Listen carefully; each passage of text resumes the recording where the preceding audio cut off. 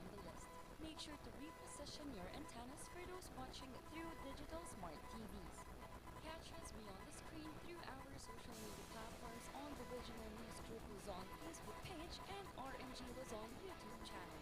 So hit that notification bell for more updates. Calling out all business owners.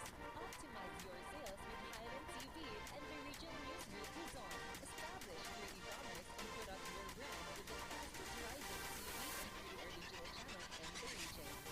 We are partner and call us 074-637-3947 or send us a message at rngluzon@gmail.com or via our Facebook page.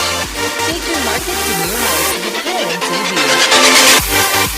Gusto mo bang maging updated sa balita at mapasaya ang inyong araw?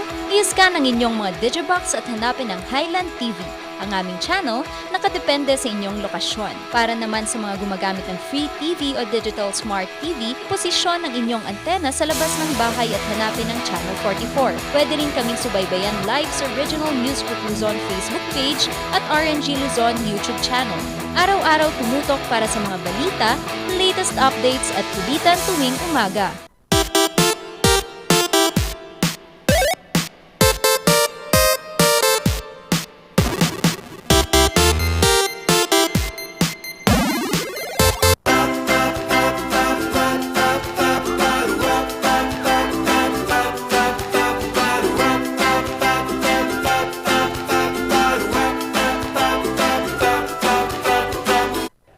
Great Monday morning mga ka-morning balitaktakan. Nandito na naman kami para mag-share ng kaalaman at kasiyahan. Ayan, so kunin nyo na yung mga kape ninyo at maghanap na kayo ng komportableng lugar para umupo at panoorin nyo na kami. At na, nagbabalik na ang inyong bagong ate, Sofia Pagaduan. Yan, bagong ate talaga. Or bangong-bangon. Bagong-bangon, oo. Bangong-bangon. Antok na antok pa. Ayan, gaya naman gising-gising, bangon-bangon na at simula ng ating linggong ito kasama ang inyong dynamic trio. Pero ngayon, dynamic duo muna kami kasi yung opo. isa hindi ko alam, nagdora na naman kung saan-saan na naman sumusuot yung maliit na taong yun. Oo, kaya naman ako muna ang uupo dito. Makakasama nyo po ang inyong gentle giant Charles Limon. Kaya naman, at para makatutok pa kayo at masubaybayan ang morning balitaktakan tuwing umaga, i-scan nyo na po ang inyong mga Digibox o kaya ang inyong mga antena upang mahanap po at mahagip ang Highland TV at GNN Northern Luzon para naman po mapanood kami lagi. Depende po yan sa iba't ibang lugar dito po sa Northern Luzon. Magkakaiba po tayo ng channel pero ang hanapin nyo lagi is Highland TV para naman lagi kayong updated at nakatutok sa amin. Yan. Ayan, para mas lalo din kayong updated, i-follow na, like and share ang aming mga social media accounts, Yan. Regional News Group Luzon, RNG Luzon. Meron tayo sa Facebook Live. Ayan, Facebook Live ngayon. Share na mga ka-morning balitaktakan. Oo, meron din tayo sa YouTube. Live din yan. And of course, our social media accounts again, like and share. Facebook, Instagram, YouTube, and Twitter. Meron din Twitter. tayong website, anong pangalan? Oo, rngph.com. Yun yung nakita ko kagabi. Alright. Nag-review ako. Kabisado Pinaghandaan. Ayan. So, access nyo na yon and meron kaming mga very interesting articles doon na pwede nyong basahin habang nagkakape siguro, every morning, or bago kayo matulog. Ayun. So, yan na. Bisitahin nyo na po kami. Ayan. So, Sir Charles, kamusta naman ang yung weekend? Ay, syempre, masaya. Nakaka-relax. Hello sa mga taga-tago din. Yes. Umuwi ulit ako kaya nag-enjoy ulit ako. Siguro si Ren, baka bukas, meron na siguro kung hindi ko alam hindi ko alam kung nasan ngayon yun. Pero kahit wala man ang inyong dynamic trio ngayong umaga, makakasama nyo pa rin ang nag-iisang Charles Limon. Ay, nagpakilala na pala ako. Nagpakilala ka na. Opo. Artista na po kasi si Sir Charles. Oo, nagulat ako nila. pagbaba ko, hinihingan ba? ako. Ano ako, galing abroad, Baka di ba? nagpa-picture ba sila sa'yo? Nagpa-autograph ba? Hindi naman. No. Artista na po. Ng kwan lang. Ganon. Okay, sige. Upang ating simulan ng ating umaga, atin munang tingnan ang ating latest weather update ngayong ika-18 po ng Hulyo 2022.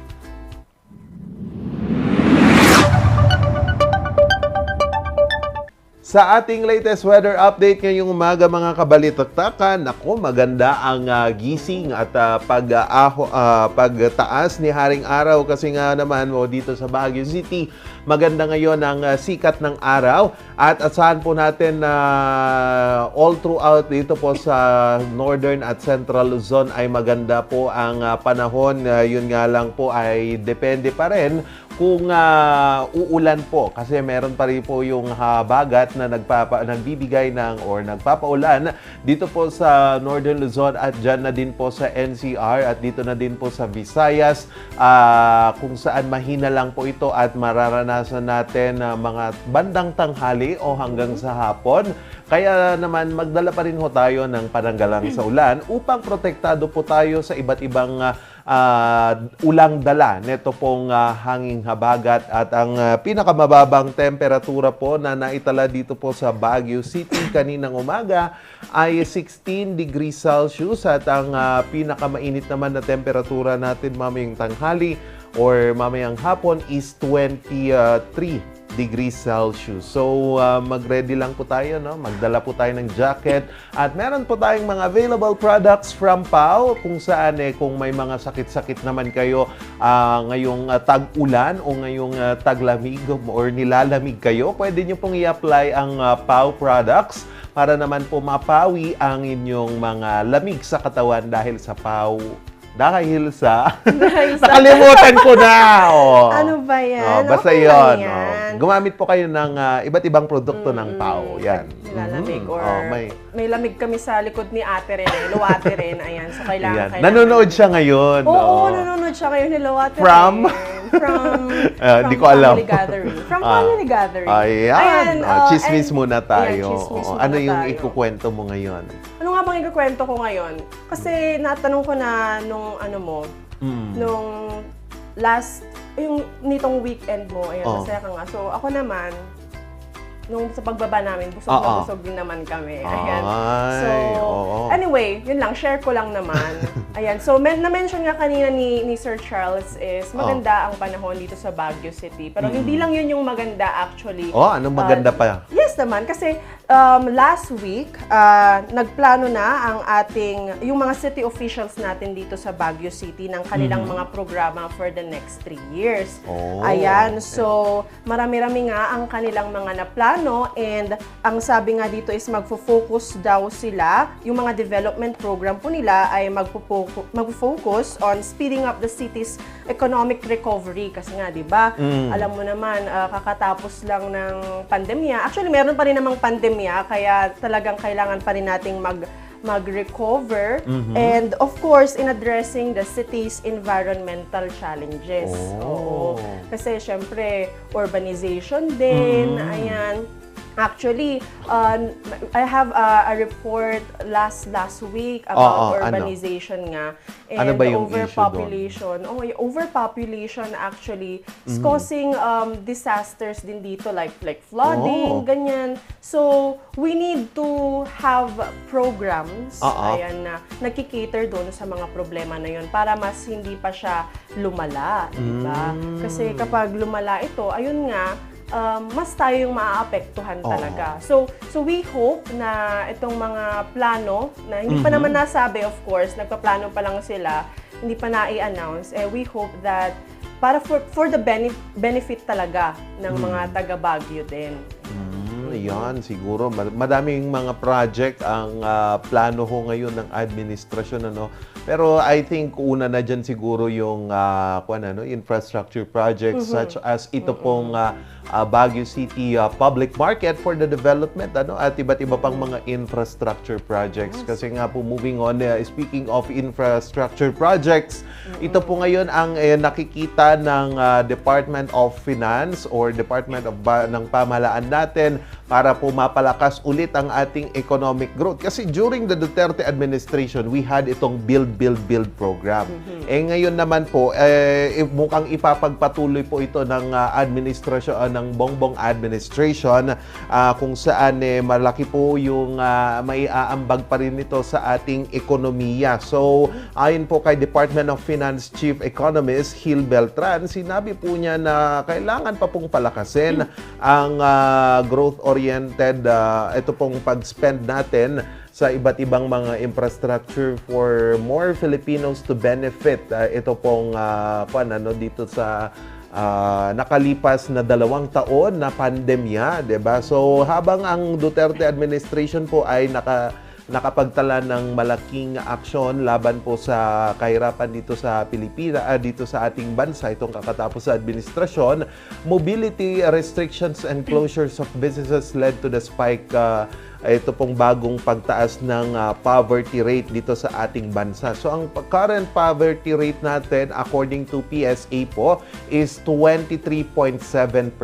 So sabi po ni Gil Beltran, the poverty rate has been declining from 2015 to 2018 when we had a very healthy growth rate, but because of the pandemic, it went up again. So inaasahan po inaasahan po ng Bongbong administration na marami pa pong mga infrastructure projects ang maitatayo for these 6 years, next 6 years. So napakaraming mga projects na pwede nating itayo and siguro yung mga economic zones, we can expand them more, and yung iba't ibang mga airport na itinatayo ngayon. Kasi yung Clark, tignan mo, ang ganda ng Clark. Oo, pero ewan ko lang kung matutuloy itong ewan ko kung tuloy na ata yung San Miguel dito sa Bulacan. Sa Bulacan. International Airport din. Yun nga lang, binito ni President Bongbong yung Bulacan, yung PEZA, dyan po sa Bulacan. So, siguro, baka may iba pang mga plano po ang Bongbong administration for that. But ito po maganda, infrastructure programs. Ayan. Oo nga, sabi nga ni Sir Charles, maganda ang mga infrastructure programs. And speaking of infrastructure programs, nangangailangan to ng maraming manpower. Oo, tama. Yeah. Oo. Kaso, there's this issue lang na lumabas din last week about the right sizing daw of people. Ayan. Pero mga pinabulaanan ito ni Dolly Chief Laguesma, ayan, Bienvenido Laguesma, na magkaiba yung parang parang pagkakaintindi ng mga tao sa right sizing, kasi parang ano ba dapat? kino-compare nila to sa downsizing. There's a difference daw po between downsizing and right sizing. Kapag sinabi nating downsizing, talagang hindi namang minamaliit. Grabe naman yung minamaliit. Ibang term pala yun. Kaso, ayun nga, yung downsizing is yung pagtanggal ng mga workers mo. Magle-lay off sila. Okay. Magbabawas ng empleyado para makatipid daw sa budget. That is downsizing. But when we say right sizing, paano naman yun? Ano naman, parang magkakaroon ng bagong plano yung, kunwari, yung isang company, like, i-rearrange nila yung mga employees nila. May restructuring. Yes, that's restructuring. Parang, kunwari, magdadagdag sila ng bagong department. Siguro para yung mga skills ng employees nila is mas makakater pa doon, so ililipat sila doon. So, parang ang resulta nun, mas better yung work na magagawa nila. Mas efficient. Yes, mas iwas gastos din siya. So, ang fear kasi ng mga empleyado ngayon, nung sinabi nilang right sizing, retrenchment daw, massive retrenchment. It's not that po. Parang, gagawin lang na mas effective ang ating office. And take note naman na ang downsizing, it's just a one-time activity. Tanggalan, isang beses lang yon. But our Dolly Chief right now wanted to take note na right sizing, it's a continuous activity. Tuloy-tuloy yun. So, nagpaplano every month, nagpaplano every year, and it's for the benefit of the empleyados din. So, meaning kapag right sizing, parang dagdag bawas ng mga mandato ng isang fan. Kaya parang, right size. Okay. Yun ang sinabi nila. Parang transfer of human resources from one office to another, ganyan, Ah. to make the system more effective. Yun. That's Kasi right, nung I think. unang binalita yan, madami yung mga umalmal, lalo na yung mga labor unions because meron yung mga contractual at mga job order na in just a snap, pwede silang tanggalin. O, paano ba yung snap ko? Paano ba mag-snap? Parang Thanos, Oo. di Yun din ba? kasi yung yun din kasi yung goal din ng budget agency DBM. natin ng DBM na sana magbawas ng gastos. Pero hindi naman sa pagtatanggal ng empleyado. Just to make an office more effective. Kasi, di ba kapag effective ang office, mas bawas ang paggamit natin ng resources. Oo, pwede din. ganun Oo. yun. Kasi at least 14 billion according to DBM yung posible na ma-save ng Philippine government if we follow this right sizing. Pero pero ang 14 billion medyo malaking pera yan, ano. Pero mapag-usapan pa natin ang mas malaking issue. Ito po in terms of bilang, nakakapagtala po tayo dito sa ating bansa ng 2,000 daily cases ng COVID-19 dito na naman ako sa ating bansa. Bakit na naman tumataas, 'di ba? So ito pong ating kahapon po, nakapagtala po tayo ng 2,578 na bagong kaso ng COVID-19 and yun po so ito na po yung pangatlong araw na nakapagtala po ang bansa ng over 2,000 na infection. So ito according to Department of Health, nakapag-register na po sila ng 2,588 at 2,371 na bagong mga kaso noong July 15 at July 14. So yan nga po pinangangambahan po ngayon na baka mas tataas pa ito kasi sinabi ng Okta Research, there is a possibility that we will have itong pagtaas or spike by August. Kasi yun yung na-predict nila Dr. David pero kung titignan natin, medyo tumatama siya doon sa prediction ng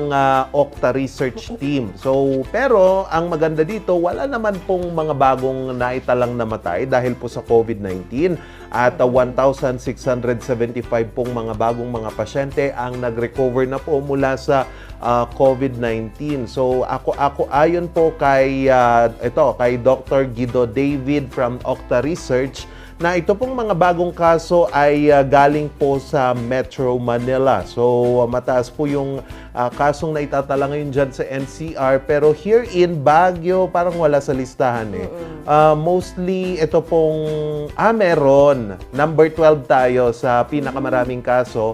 Itong probinsya ho ng Benguet. Kasi ang nangunguna ngayon na nakakapagtala ng bagong kaso is NCR. Pangalawa, Cavite. Pangatlo po, Laguna. Pang-apat, Rizal. Pang-lima, Iloilo. Pang-anim, Batangas. Pang-pito, Pampanga. And number 12 is Benguet. Number 17 naman si La Union dito po sa atin at number 13 si Pangasinan. So, hindi naman masyadong madami dito sa Northern Luzon pero yun nga lang, paano kapag tumaas ulit, di ba? So, yun pa rin po, kahit sinabi na po ng City Health Services Office na optional, di ba, yung booster, kailangan pa rin siguro tayong magpa-booster para po protektado tayo at hindi ho tayo ma-COVID. Naku, tama. Itigilan na natin ang COVID by being vaccinated, di ba? Mag-ingat-ingat tayo. Ang sarap mamasyal, guys. Diba? Diba? Pero mas masarap mamasyal na walang mo mask. na safe ka. At safe ka, di ba? Walang mask. Nung bumaba ako, hindi ko naman ginajudge. May mga taong hindi na talaga nagmamask. Nagulat nga din ako. Ay, bakit ako lang nagma-face mask? Sabi ko, nagulat ako. Parang ako pa yung naiiba. Protektahan natin ang isa't isa, mga ka-MB. Ganyan. Tayo lang din naman ang magbe-benefit dyan kapag talagang sumunod tayo sa mga regulations. Tama. Alright. So, speaking of COVID, mamaya po makakausap natin ang medical chief ng Santo Niño Hospital kung saan natin pong silipin kumusta po ba ang pagtaas ng kaso ng mga COVID-19 here in Baguio City. Punta naman tayo dito sa Baguio City. Para naman po silipin natin, tumataas ba? Nakakabahala ba yung pagtaas? Atin pong pag-uusapan yan with Dr. William William Occidental, Medical Chief po ng Santo Niño Hospital. At yan din po, mamaya meron din tayong aabangan, no? Isa siyang SK chairman na sobrang source ng inspiration talaga, especially for the kids. So, abangan din natin si Miss Van Sanchez later sa pagbabalik ng Morning Balitaktakan!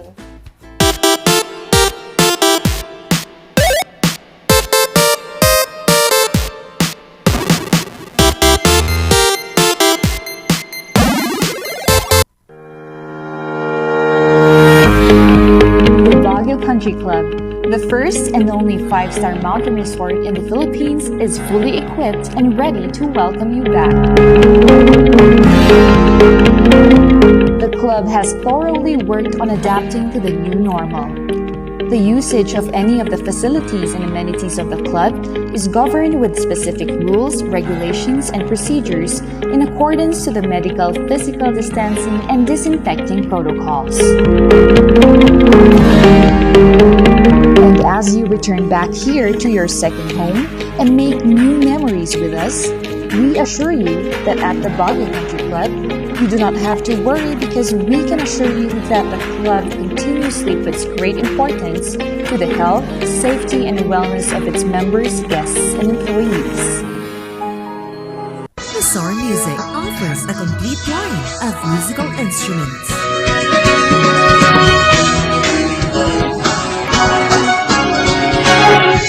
Bizarre Music, Baguio's pioneer in online music and art lessons.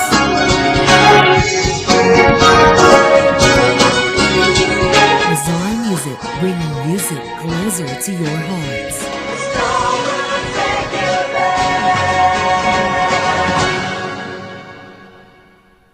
Coronavirus.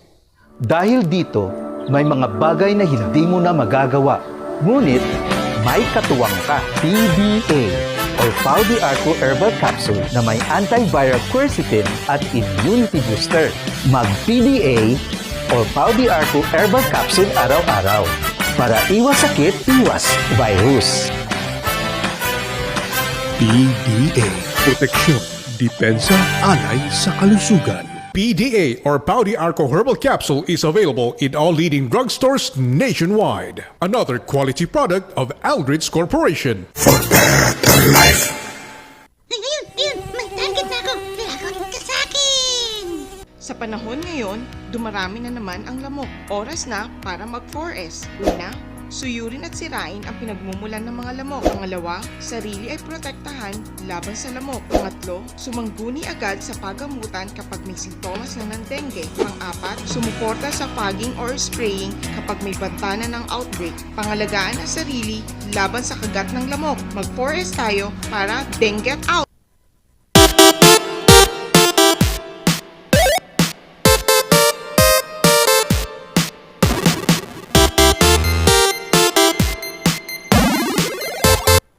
At nagbabalik po ang Morning Balitaktakan. Oras na po natin alas 7:24 na ng umaga. Gising-gising, bangon-bangon na po. At ngayon umaga po, pag-uusapan po natin ang kumusta po ang cases ng COVID-19 dito po sa Baguio City.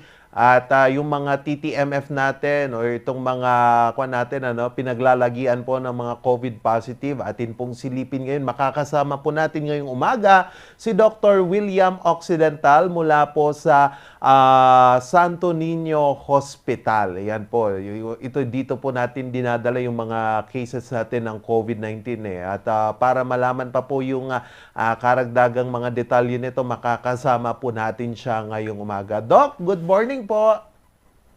Good morning, Charles. Good morning sa ating mga listeners.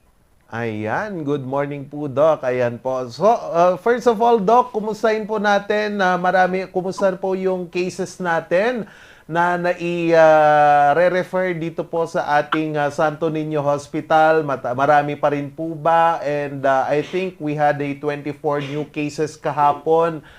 Kumusta po yung situation natin ngayon, Doc? Well, ang sitwasyon natin sa facility natin sa Baguio City Isolation Unit, no? Ang cases naman natin is controllable naman. I think as of last night, we have almost 30 to 35 patients, no? these are all mild cases. Okay, mild cases, Doc. Meron pa rin po ba tayong naitatalang mga critical cases or severe cases na kailangan nating i-transfer sa mga ibang pagamutan or so far wala pa naman po, Doc? Sa atin, sa facility natin, no, wala tayong mga patients that need to be transferred to other hospital, no? Tulad ng yung sabi ko, ang mga cases natin ngayon sa facility natin are majority cases or almost 100% are all mild cases. So they don't need any hospital requirement.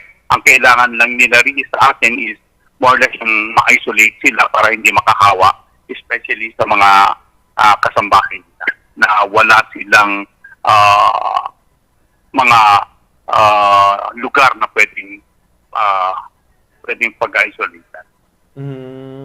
Okay po, Doc. Doc, ito, Doc, matanong ko lang po, no? Lahat po ba ng mga cases natin dito are vaccinated? And saan po galing tong mga ito? Are these patients galing po lahat from Baguio or may ni-refer po galing sa ibang mga probinsya, Doc? Majority are from Baguio, no? Although meron tayong mga estudyante, no, na who were tested positive, so they were isolated in our facility. Okay. May mga mga cases natin, karamihan, no, may mga vaccinated, no, meron din yung mga wala. So kaya nga inaano natin sa ating mga kasamaan dito sa Baguio, no, let's go for vaccination, no? Kasi iba pa rin ang may protection sa katawan. Okay po, Doc. Doc, ito pong nangyayari ngayon na pagtaas ng kaso ng COVID-19 dito po sa Baguio City. Ano po yung nakikita natin dito, Doc? And sa mga pasyente nyo po dyan, are they clustered pa rin po ba yung mga nagkakasakit dyan, meaning to say magkakasama sila sa bahay or magkakapamilya, or paano po yung karamihan ng mga cases natin dyan, paano po yung kwento nila? Bakit nila nakuha pa rin po ito kahit vaccinated na po sila? Alam mo, yung mga pasyente kasi natin comes from different different sectors. No?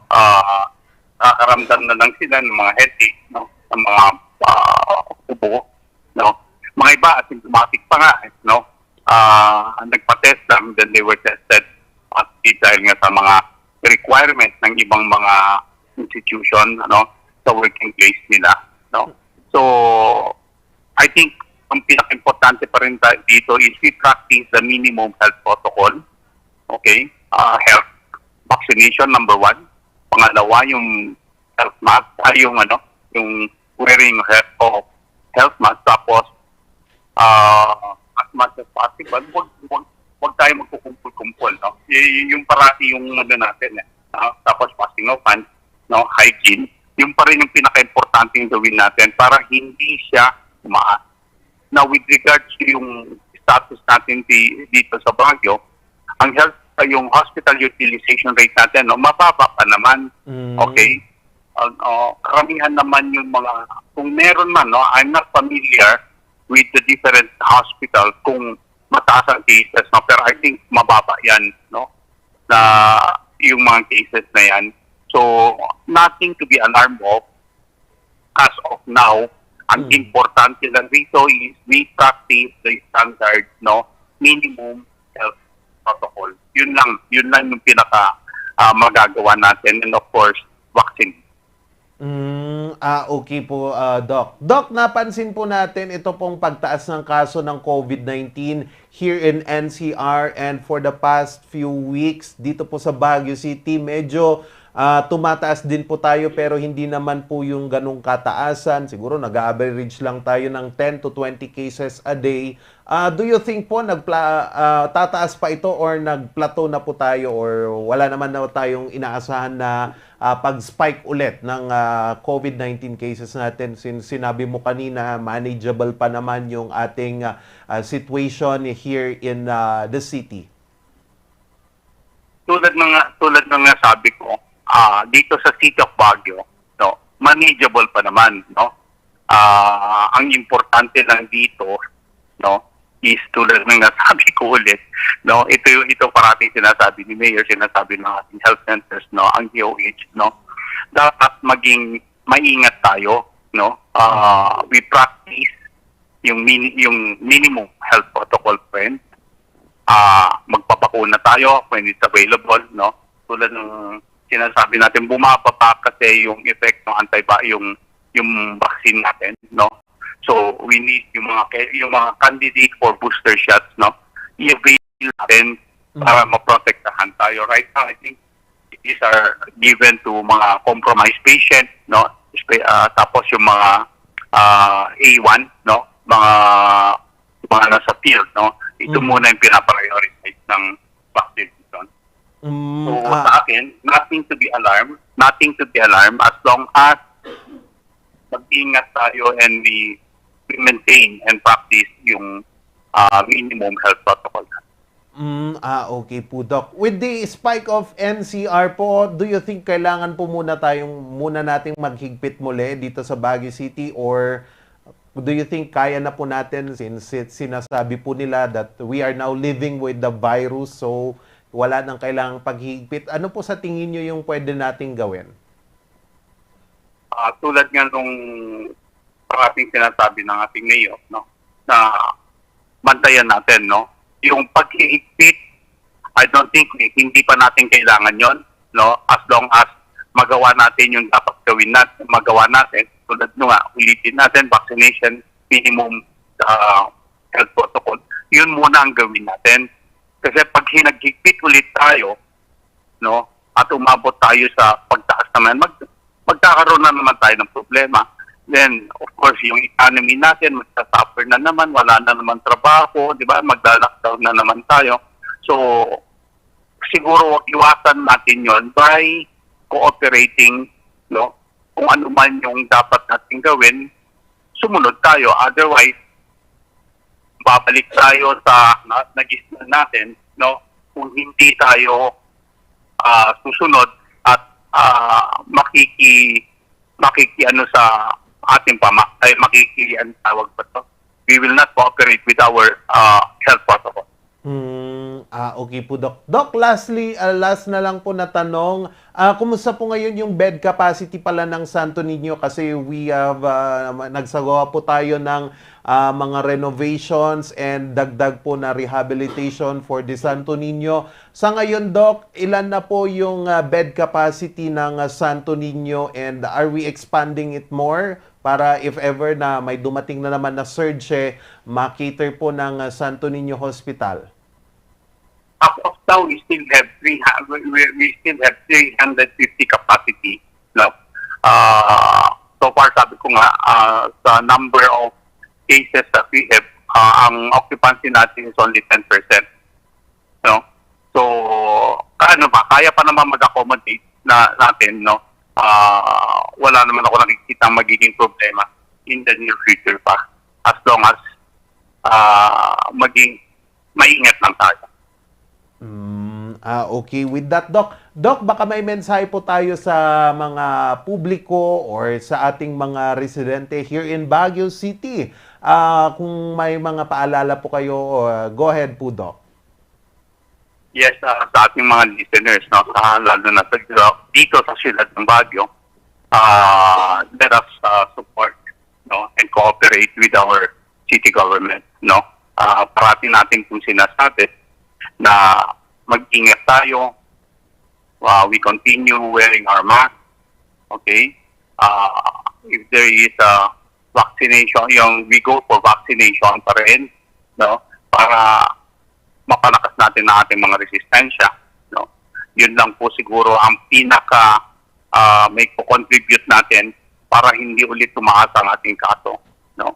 So let's I enjoy everybody, no, to help one another, no, to cooperate with each other para ma-maintain natin ang status natin dito sa siyudad ng Baguio, hindi na siya tumaas at hindi na ulit mag-suffer ang ating economy, no. Malaki na ho ang ang tama ng pandemya and ng COVID dito sa ating syudad and sa buong mundo. So let us do our part by cooperating and helping one another. Alright. Yun lang po. Alright. With that po, Doc, maraming salamat po sa paglalaan nyo ng oras para sa amin and mabuhay po kayo, Doc. Thank you, Charles.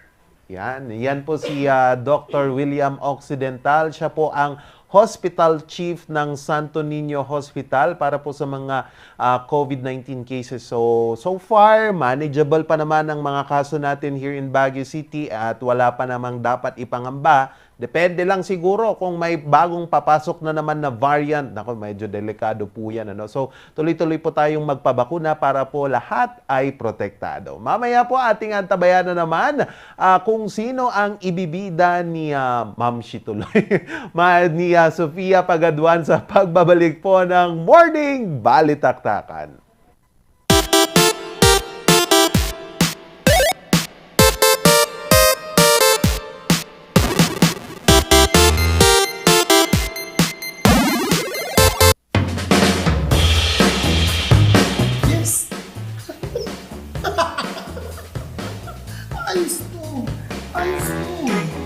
Pa, lakas naman ang tawa mo. Sino ba naman hindi matutuwa dito sa online shopping service at cash on delivery ng TG Home Builders? Pwede din mag-online reservation for pickup. Pa, ano yung sinasabi mo? Ma, mapapakabitan na natin ng tiles ang bahay natin. Pa, baka naman pwede mong isabay yung bubong ng bahay natin. Para sa quality construction materials, mag-TG Home Builders. Main warehouse and showroom at number 75 Ferguson Road, Gisad, Baguio City. Bucaucan Branch at number 73 Bucaucan Road, Baguio City. Marcos Branch at KM3 Marcos Highway, Baguio City. Sales Office Branch at number 221 at Tab Marcos Highway, Baguio City. La Trinidad Branch at KM6 Batag, La Trinidad. And Urdaneta Branch at MacArthur Highway, Urdaneta City. TG Home Builders. We turn houses into homes.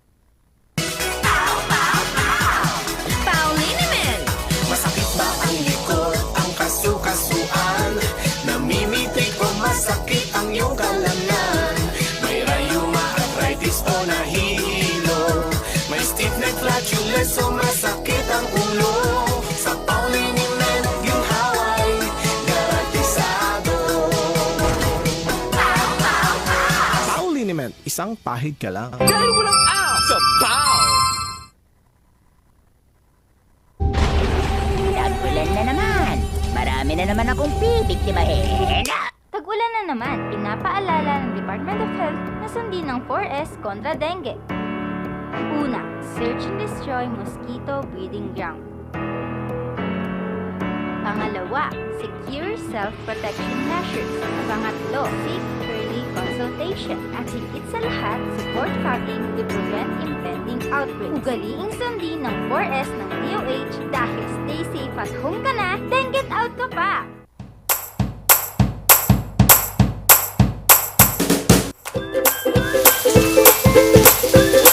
Best sellers that we have are the pork sisig, sizzling liempo, quarter leg, and then we have the sizzling beef pares as well.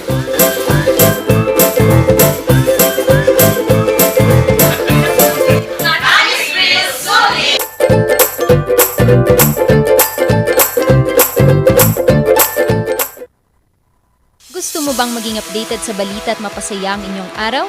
I-scan ang inyong mga Digibox at hanapin ang Highland TV, ang aming channel nakadepende sa inyong lokasyon. Para naman sa mga gumagamit ng Free TV o Digital Smart TV, posisyon ang inyong antena sa labas ng bahay at hanapin ang Channel 44. Pwede rin kaming subaybayan live sa Original News Group Luzon Facebook page at RNG Luzon YouTube channel.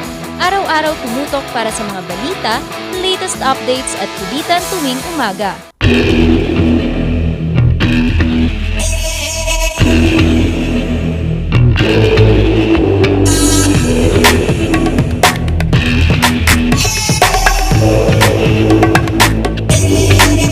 Recount the narratives that matter with these simple steps. Rescan your Digiboxes and look for Highland TV on the list. Make sure to reposition your antennas for those watching through digital smart TVs. Catch us beyond the screen through our social media platforms on the Regional News Group Luzon Facebook page and RNG Luzon YouTube channel. So hit that notification bell for more updates. Tag-ulan na naman. Marami na naman akong bibiktimahin. Tag-ulan na naman, pinapaalala ng Department of Health na sundin ng 4S kontra dengue. Una, search and destroy mosquito breeding ground. Pangalawa, secure self-protection measures. Pangatlo, seek early consultation. At higit sa lahat, support fogging to prevent impending outbreaks. Ugaliing sundin ng 4S ng DOH dahil stay safe at home ka na, then get out ka pa! Gusto mo bang maging updated sa balita at mapasaya ang inyong araw? I-scan ang inyong mga Digibox at hanapin ang Highland TV. Ang aming channel, nakadepende sa inyong lokasyon. Para naman sa mga gumagamit ng free TV o digital smart TV, posisyon ang inyong antena sa labas ng bahay at hanapin ang Channel 44. Pwede rin kaming subaybayan live sa Regional News Group Luzon Facebook page at RNG Luzon YouTube channel. Araw-araw tumutok para sa mga balita, latest updates at kulitan tuwing umaga.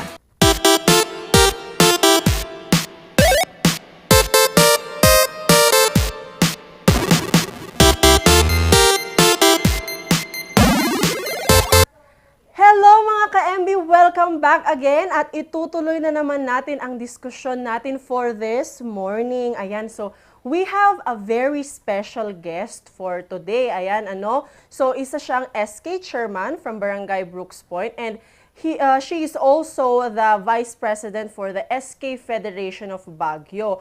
So may ginawa kasi silang summer story camp for the kids. So ayan, alamin natin ang kwento sa likod nito. Let us all welcome Miss Van Sanchez. Ayan, Miss Van, good morning! Hello! Hello, good morning everyone. Magandang umaga po sa inyong lahat. Ayan, good morning Miss Van. So, how are you today po Miss Van? Before we start our interview po, kamusta? Kamusta ngayon? Yeah, okay naman. Medyo ginigilaw pa rin. Yes. And so hindi ako nakapunta sa studio. Yes, okay lang po. I understand po. Talagang sobrang lamig nga. Ayan, Miss Van Sanchez, I hope you're doing great this morning. So, pag-uusapan lang naman po natin yung ginawa ninyong summer story camp and yung journey po ninyo, of course, as a public servant, especially as an LGBT public servant. Ayan, so Miss Van, first question ko muna sa inyo, how did you become a public servant? Nasa puso mo na ba yun? Paano ba ito nagsimula? Actually, I was elected 2010 to 2013. And nag-stop nga yun kasi na-abolish ng SK. Then, bumalik ako noong 2018 until now. So, ngayon nga na nagsaserve pa rin tayo. Siguro ito na talaga yung passion natin to help the constituents sa ating barangay. Yun na rin talaga yung parang pinaka-advocacy to help our constituents dito sa barangay. Yun. That's nice po. Ayan, so balita nga po namin is meron kayong ginawang summer story camp. So, paano naman po ito nagsimula? Whose idea was this? And sino yung mga tumulong? At anong mga ginawa natin? Actually, na-build yung na-plan yung summer story camp kasi nagkaroon kami ng youth center. And sa youth center, meron reading corner. So sabi ko, ngayon sigurong magkakaroon tayo ng face-to-face ngayong August na to, is why not encourage the young ones, especially the kids, para magbasa dito sa mini library, sa ating reading corner sa youth center, and to encourage them to read. And of course, to participate sa mga activities ng mga kabataan sa barangay. So, yun, nag-start kami for planning. So, ano pwede namin gawin? Para hindi na sila, pag bumalik sila by August, is prepare na sila. Wala na yung takot kasi almost 2 years and a half or 3 years tayong walang face-to-face. So, meron dito yung takot ng mga estudyante, lalo na yung mga bata na bumalik ulit sa eskwelahan and yung adjustment. So, what we did is to plan summer camp para matrain, kumbaga para mawala yung fear nila sa pagbalik sa school. And this summer story camp is marami siyang activities, hindi lang reading comprehension, writing, meron din siyang storytelling. The main of this is yung reading comprehension, and of course, yung storytelling. And of course, hindi lang doon sa storytelling, hindi lang sa reading and writing, meron din arts and craft para ma-develop yung pag-artist ng mga bata. And then, meron din silang personality development. Yun. And sa last day, magkakaroon sila ng educational tour wherein mag-visit sila sa mga stations para ba mawala yung mentality na pag nakakita sila ng mga police is takot sila. So, ngayon kasi is mga frontliner natin is police. So, mga bata talaga, takot talaga sa mga police. So, magkakaroon sila ng station visit, meron sila sa Bureau of Fire Protection, sa PNP, and of course, meron din sila sa public library. Yun, i-visit nila yung public library na meron talagang library para sa mga kids. So dito pa lang sa barangay namin, talagang ina-encourage na namin yung mga young ones, especially yung mga bata, yung mga kids, na mag-participate sa kanilang barangay kapag may mga ganito activities para ba mawala yung takot nila pagbabalik sila sa face-to-face. Kasi medyo matagal talaga and I'm pretty sure na meron pa rin yung adjustment na yung fear nila para bumalik sa school. Ayan, Miss Van. So, maraming ang nakiparticipate sa ating activity na to. So, Miss Van, how does it feel to parang create an activity such as this for the kids? So, malapit ba ang puso mo sa mga bata talaga? Ayan, so tell me naman po about your feelings of the success of this event. Yeah, talagang malapit ko talaga. And lalo hindi lang naman sa mga admin natin, pero sa mga youth din. That's why in-encourage ko yung mga youth namin dito sa barangay, ages 15 to 30 years old na mag-create tayo ng program para sa mga admin natin. So ito nga yung na-come up namin activities. So sila na yung mga kuya natin, mga ate natin, kami yung mga facilitator para sa mga bata. So talagang yung bang pagod after ng activity is napaka worth it kasi sabi namin parang ang sarap sa pakiramdam para tumulong sa mga bata. Talagang as educator din kasi bachelor of degree education ako. So parang hinahanap-hanap ko na ngayon yung teaching. So napakasarap sa feeling tumulong sa mga bata talaga. Yes, Miss Van. Thank you for that. Ayan, so I'm gonna ask naman about, as an LGBT member naman, Miss Van, how do you introduce the topic of LGBT siguro sa mga children na na-encounter natin? Especially this event po. How do we introduce the LGBT community? Actually, mahirap talaga i-explain kung ano talaga yung yung gender mo sa mga bata. Pero nakikita ko sa mga bata is, teaching. Wala dito yung takot ko para ma-discriminate. Wala dito yung parang, hindi ko iniisip na ma-discriminate ako ng mga bata. So parang, yung mga bata is talaga naiintindihan pa nila kung sino talaga yung kung ano talaga yung gender ko. So, yung mga bata talagang, andun yung, kumbaga yung respeto talaga nila. So, being LGBT member para magkaroon ng mga activities na ganito, parang 'di ba may takot, pero ako wala talaga akong takot kasi ito na talaga yung passion ko, yung advocacy to help. So kung sino ka talaga is kailangan mong express yung feeling mo. Yan. Yes, Miss Van. And at times as an SK chairman and a leader, was it hard to be a leader, an SK chairman, na as an LGBT member? To be honest, yes, it's really hard. Kasi talagang andun yung takot. Lalo na sa community is talagang meron yung, andun yung may masasabi sila. Pero for me, I have to be strong kasi ito ako. I want to help people. I want to help young ones. Lalong-lalo na dito sa constituents namin. So, andun talaga yung takot, may masasabi yung mga tao. Pero, yun yung lesson, yun yung parang nagiging mas strong pa ako. Yung kapag may masasabi sila, mas nagiging strong ako. So, being LGBT member sa community ito is, hindi talaga ito hindrance para magbigay ka ng service para sa community. Yun talaga, to be honest, may takot talaga ako. at may masabi yung mga community na ganito siya, ganyan. Pero for me, hindi ko tinitignan yung kung ano yung gender, kung ano yung katauhan mo, bagkus yung talagang service mo sa tao, yung pagtulong mo sa tao. Ayan, alright Miss Van. Last question na lang po. Ano po ang panawagan po natin? Siguro to advocate the story camp, ayan, mga gusto pa nating mga proyekto for our SK Federation. Ano po yung panawagan natin sa publiko na mga tulong siguro para mai-incorporate pa po natin ang mga projects na ito? Siguro I would like to emphasize yung ating grassroots level leaders to create an activity para sa mga bata. Let's help them to mold, and of course, let's help them to hindi lang sa kanilang well-being, hindi lang sa kanilang development, bagkus i-ano natin sila sa education. Tulungan natin sila sa education.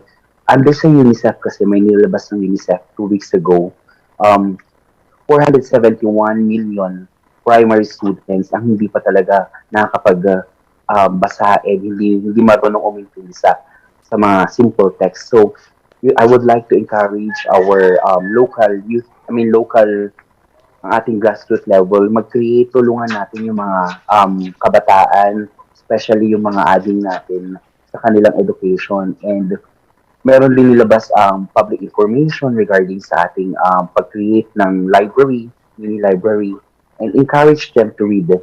Yan. Mag-focus tayo sa education ngayon dahil almost 2 to 3 years tayong talaga na bakante and talagang walang face-to-face. So, encourage ko yung mga barangay officials na mag-create sila ng reading corner and tulungan yung mga kabataan, lalong-lalo na yung mga bata ngayon.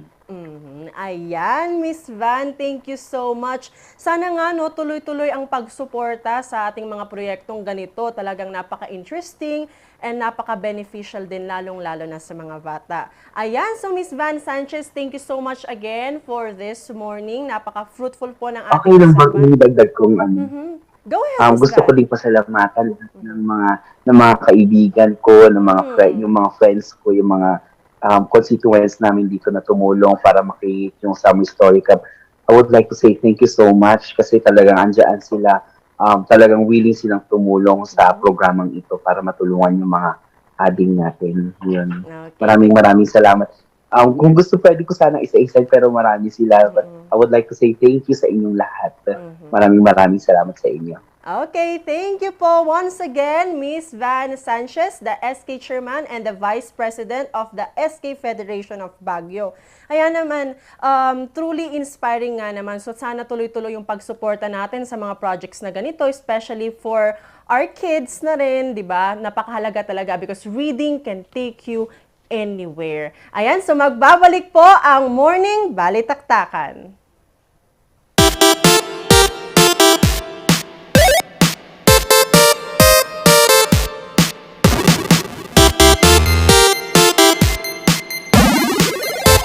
Ang maagang konsultasyon ay mahalaga sa pagkusa ng sakit na dengue. Ngunit, ang tanong ng sambayanan, sapat nga ba ito? Masikasi, maliksi, protektado at mapagmatyag, yan ang dapat mong taglayin. Hanapin ang pinagpupugaran at wasakin ito. Hello? Nahanap ko na po yung lungga. Kailangan ko na po kayo. Sige po, Master.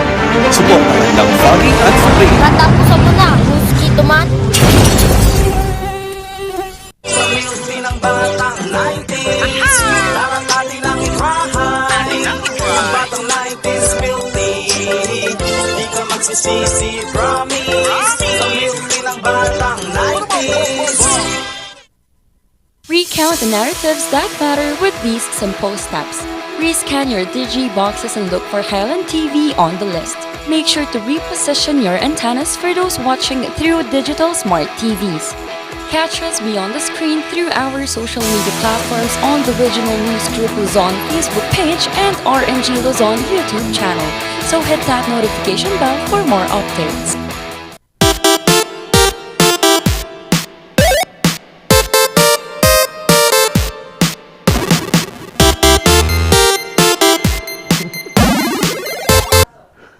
Ayan, nagbabalik po ang Morning Balitaktakan. Ayan. So, napaka-interesting ng ating mga, ngayon, ng mga in-interview Oo. ngayon. So, nakaka-inspire naman si Miss Van. Ayun nga, sabi ko nga kanina, sana tuloy-tuloy pa yung pagsuporta talaga ng mga tao, yung mga LGUs natin sa mga proyektong ganito. Oo, tama. So, Dapat support. Go. Ayan, so magti-thank you din kami sa aming mga sponsors. Ayan, sa NGCP para sa ilaw. Oo, sa ating kuryente. Yeah, nagbibigay ilaw sa ating mga buhay. We also want to thank Anis Grill. Ayan, kung gusto nyo ng masarap na pagkain, nagugutom kayo, Anis Grill na yan. And speaking of pagkain pa rin naman, of course, we, shout out sa Batang 90s. Kung gusto mo ng tamis sa iyong buhay, punta na sa Batang 90s. Yeah. Alright. Sige. Kailangan yata to. Oo, ang dami pa. Isa pa. Isa pa. Of course, magbibigay pa ako sa teka. Okay. Baguio Country Club. Yan. Ayan, the only 5-star mountain resort in the Philippines. Yan, natira mo. Diba? Nakuha mo. Ayan. Ikaw naman, no?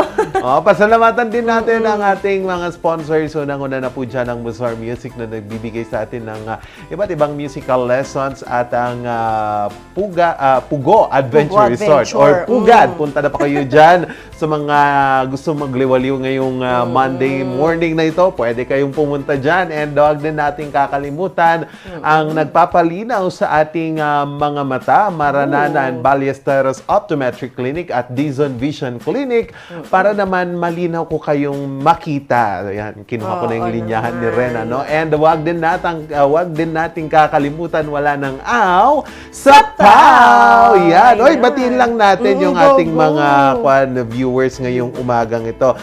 Unang-una na po dyan si Ma'am Melinda Hidalgo. Palagi nakatutok to. Hello po, Mami. And also, andito din na ako. Nagiging, may pabibo dito. Yung Randy Guzman. Kilala mo yan? Sino ba yung Randy Guzman? Hindi ko nga kilala eh. Bigla-biglang nagchat-chat. Nagchat-chat siya eh. Magpakilala ka muna bago ka. Kilala ka naman sa amin, ate Okay, pasalubong kung saan ka man nagdora. Kung nasan ka man ngayon, sana masaya ka. Kung nasan ka man ngayon, magparamdam ka man lang. Ayan, i-greet ko rin syempre yung tatay kong laging aktibong naghihintay sa, sa mga FB live natin. Hello, tatay ko. Ingat ka naman today. Ayan. Ingat. Ayan, and Ma'am Charmaine too, and Ma'am Sheki. Ma'am Sheki, hello, good morning. And si Ma'am Eya. Eya Sirot. Ayan. Yes, Good morning, RNG. Good morning din sa iyo, Ma'am. Ayan. Good morning. Ayan, so nagtatapos na naman ang ating Hindi pa magtatapos. Kau naman, tinatapos mo na kaagad. Excited maggabi, no? Excited ulit matulog.